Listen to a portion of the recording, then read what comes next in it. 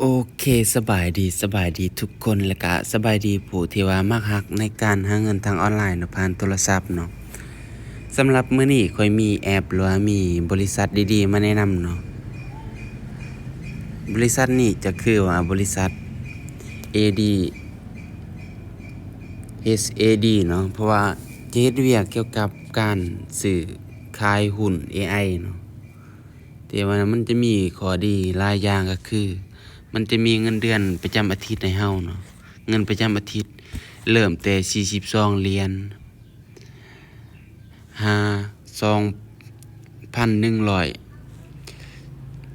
เหรียญเนาะถ้าตีเป็นเงินกีบก็ประมาณ42เหรียญก็ถือว่า900,000ปลายเนาะ40ปลายล้านเนาะสำหรับบริษัทนี้เนาะหรือว่าแอป DA เนาะสำหรับผู้ใดที่ว่าอยากสมัครเนาะแม่นว่าให้จื้อให้เห็นลิงก์สมัครเนาะกดเข้าไปเลยกดเข้าลิงก์สมัคร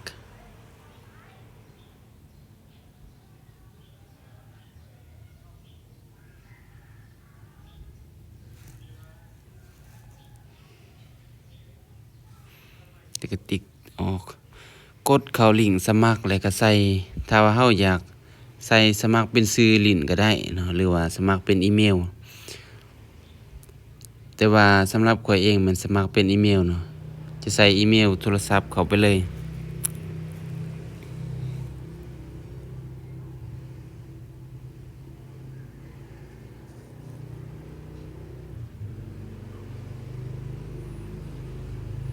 ตัวนี้มันให้เราเลือกประเทศเนาะพิมพ์ว่า856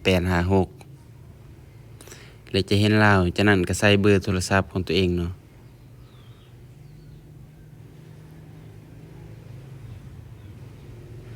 แล้วก็ตัวนี้ตั้งรหัสผ่านสำหรับการตั้งรหัสผ่านเนี่ยค่ะผู้ใดเคยเฮ็ดก็แบบเดียวกันเนาะ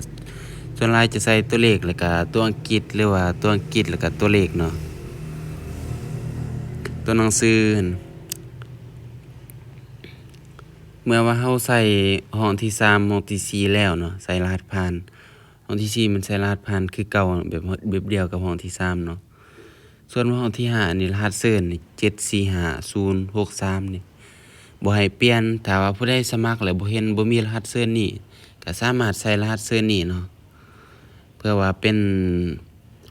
ต้องมีผู้แนะนำเนาะและจากนั้นบนห้องสุดท้ายนี่ให้ใส่เลขข้างๆตัวนี้ตัวอย่างของข้อยคือ6420เนาะข้อยสิใส่6420โอเคในการสมัครเนาะมันก็สิมืดประมาณนี้เนาะห้องที่1ใส่อีเมลห้องที่2แม่นใส่เบอร์ห้องที่3ตั้งรหัสผ่านห้องที่4ใส่รหัสผ่านคือเก่าห้องที่5รหัสแนะนำเนาะหรือว่าเลขแนะนำเนาะส่วนห้องที่6แม่นรหัสทางข้างเมื่อเราใส่ข้อมูลสำเร็จแล้วเราก็กด register เลยเนาะ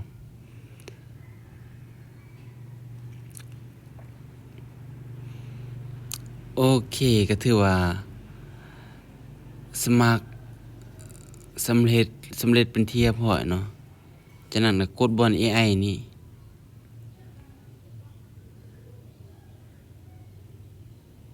กดบน AI เนี่ยสำหรับตัวนี้มันจะมีให้เราเล่นฟรีกันเนาะเล่นฟรี4มื้อเล่นฟรี4มื้อรายได้ของประมาณรายได้จะเบิ่ง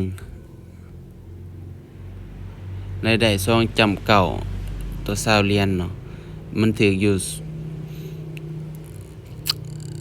0.5เนาะถ้าว่าเราเฮ็ดก็มีแต่เรากดบนนี้เนาะกดแบบนี้แล้วเรารอท่า60วิให้มันหมดเนาะ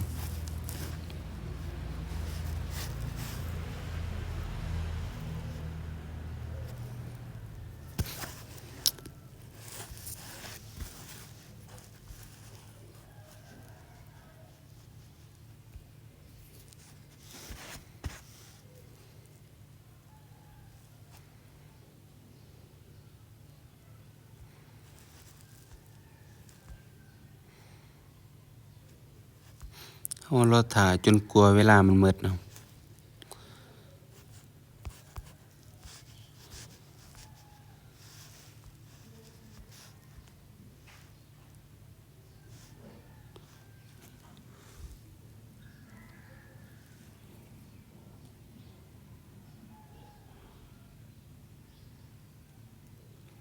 21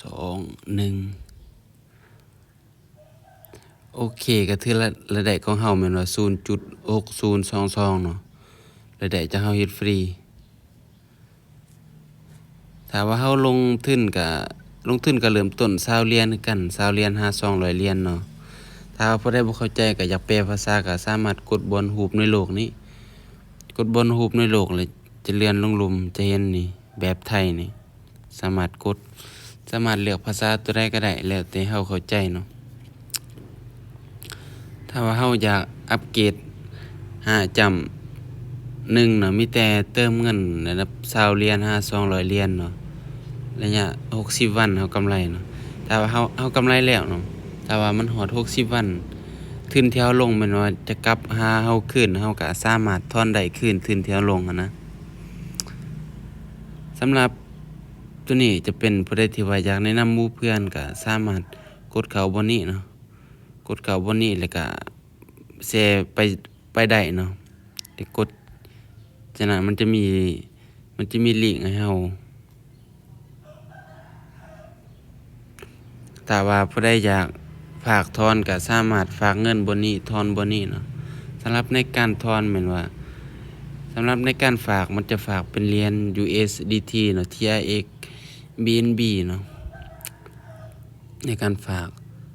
ส่วนในการถอนแม่นว่าจะเป็น USDT เนาะถอนเริ่มต้น5เหรียญเนาะ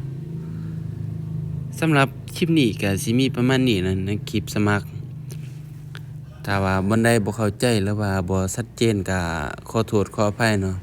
ถ้าว่าผู้ใดสนใจเฮ็ดก็สามารถอินบ็อกซ์หรือว่าทักปรึกษาส่วนตัวได้เนาะ